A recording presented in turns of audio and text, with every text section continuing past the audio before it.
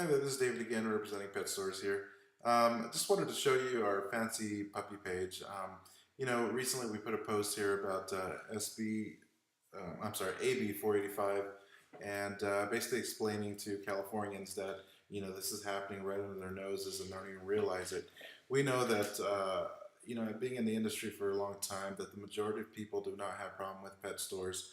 They understand that there are breeders that do this professionally.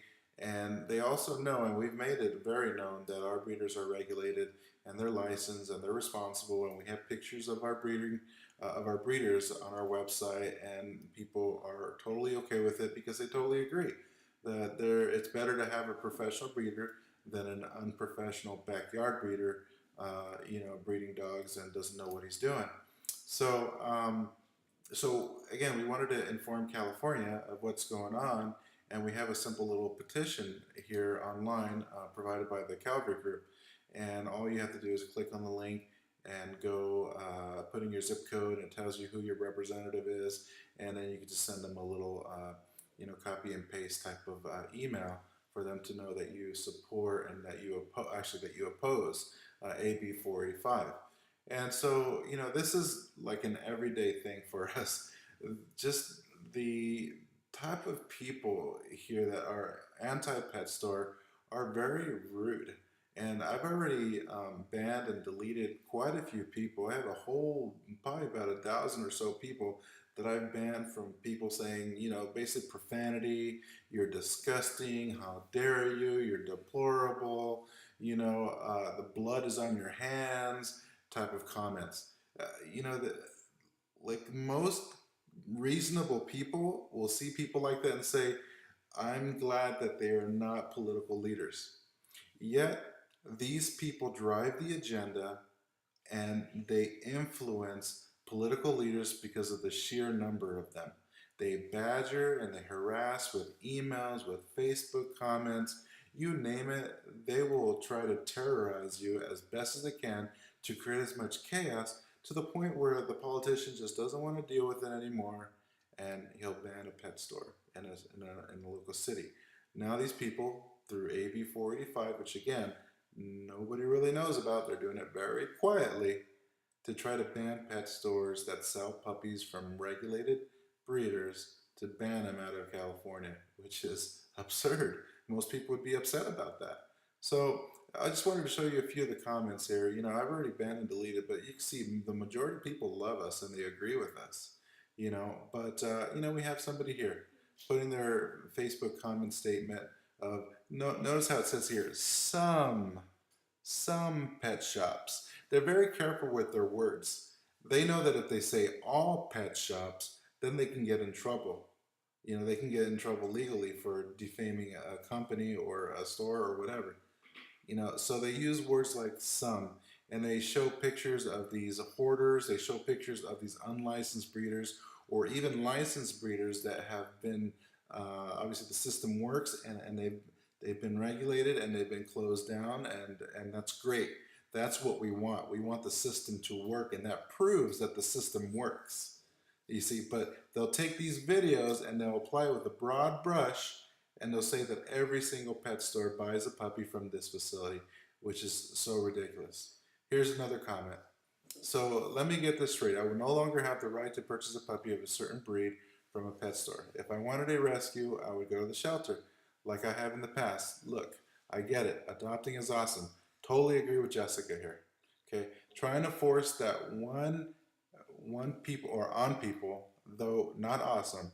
Okay, so what she's saying is it's not great to force it on people, which we totally agree. Everybody should have a choice. If everyone tried to at least adopt once or twice in their life, or if you have multiple pets like I've had, at least one to rescue, okay, it would help a lot. I totally agree with that. We are all for adoption. That's great. But if you want to buy a puppy, you should be able to buy a puppy. Then we get these people, adopt, don't shop, making statements. Here's another one. The problem is a lot of the pet stores are not responsible pet stores.